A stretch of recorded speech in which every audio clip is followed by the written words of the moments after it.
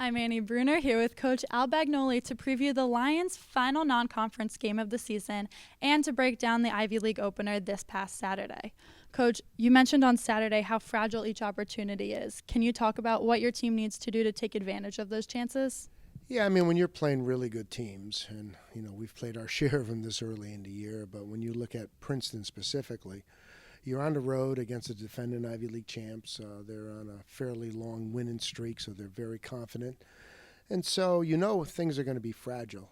And when you have an opportunity to make a play or convert a play, you have to take advantage of it.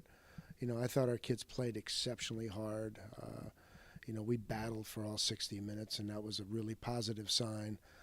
But we had opportunities in all three facets of play that we just weren't able to convert at the rate that you need to convert when you're on the road against a good team.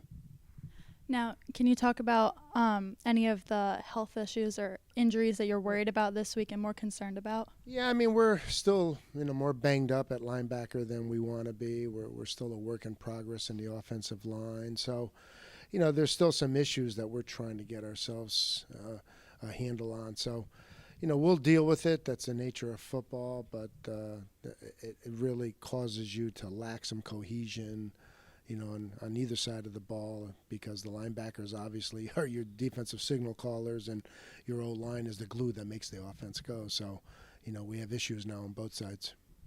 And how do you feel about the defense's performance this past weekend? I thought they were terrific. I thought they played really hard against a really talented offense. If you just look at numbers, Princeton had scored over 50 points in the first two games. They've averaged almost 600 yards of offense, and we held them to 21 and under 400 yards, and we did it on the road, and so it was a really, really good, solid effort. And not that we can't improve on it, because we could. We still gave up some plays that we'd like to have back and miss some opportunities we'd like to have back, but overall, you can't fault how hard our kids played and how tough they hung in there and kind of carried out the game plan. So we can certainly build on that, and hopefully we can continue, pushing it forward.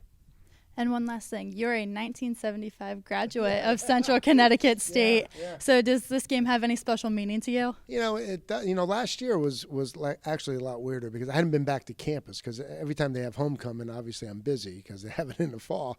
And I went back to campus. I didn't even recognize campus. I hadn't been there in so long, which is really sad. But they really have done a great job, whoever the president is right now, with the whole campus set up. And, you always want to root for your alma mater, and obviously that stays the same with the exception of one game a year, now that we're playing them. But, given my line of work, I just don't have access to going back and kind of reacquainting myself with former teammates and friends and, those social activities like homecoming. I just haven't been involved in, probably 30-plus years.